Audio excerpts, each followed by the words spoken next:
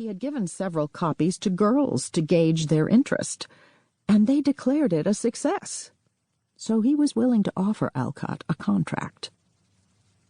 Despite the young reader's encouragement, Alcott was unsure of what she had written. After publication of the first part on September 30th, 1868, she confessed that she had written it quickly to order and had grave doubts about its success. She was happy that the critic and writer Thomas Wentworth Higginson thought her little story was good and American. But she had no idea that thousands of girls around the country would feel the same way and make writing books for them more lucrative than any other kind of writing she had ever done. By the end of that month, the first print run of 2,000 copies had sold out, and the printing presses were busy making more to fill the growing demand. Niles then asked Alcott to write a second volume. She set to work again, writing nearly a chapter a day, so caught up in weaving the futures of her 4 March girls that she barely stopped to eat or sleep.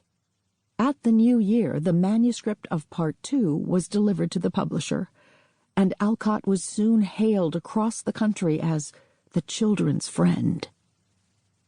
The 35-year-old Louisa May Alcott had not envisioned this career path for herself.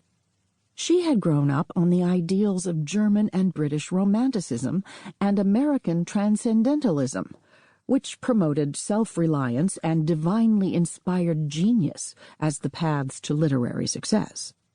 Her neighbor and idol, Ralph Waldo Emerson, had written in his essay, Self-Reliance, to believe your own thought, to believe that what is true for you in your private heart is true for all men, that is genius. And the young Louisa had copied those words into her scrapbook. For a girl with such a mentor, and with a father who believed in the inherent divinity of every child, regardless of gender, it seemed quite possible to grow up and become a famous novelist one day, not unlike Nathaniel Hawthorne, another of her neighbors in Concord, Massachusetts. Louisa's most unusual father, Bronson Alcott, was a close friend of Emerson's. Bronson had no sons on whom he could bestow his transcendentalist principles, but he felt that girls would do just as well. He believed that genius was a flaming herald sent from God to revive in humanity the lost idea of its destiny. In his view, remarkable for his time, genius was innate in each child, male or female, but was stifled by fear and intolerance as the child grew. In his role as educator and father, he sought to counteract that process. No wonder that 2 of his 4 daughters grew up to pursue creative lives, Louisa as a writer, and May, the youngest, as an artist. As a single-minded philosopher and writer himself, Bronson was thrilled by Louisa's intense devotion to her writing.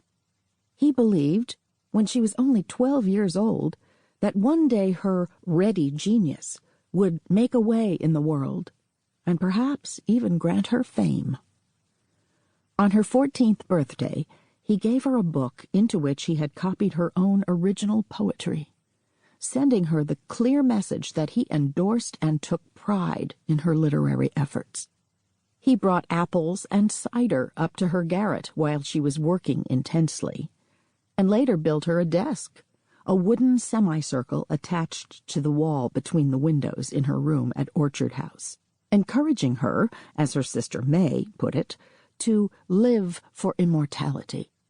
Bronson also read Louisa's letters, written when she was away from home, aloud to Emerson and passed them on to publishers in hopes they would print them.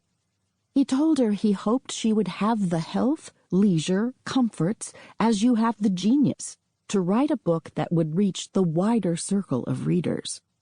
Her mother, Abigail, or Abba Alcott, was no less encouraging. After reading Louisa's poem The Robin, written when she was only 8 years old, Abigail told her daughter, "You will grow up a Shakespeare." Many years later,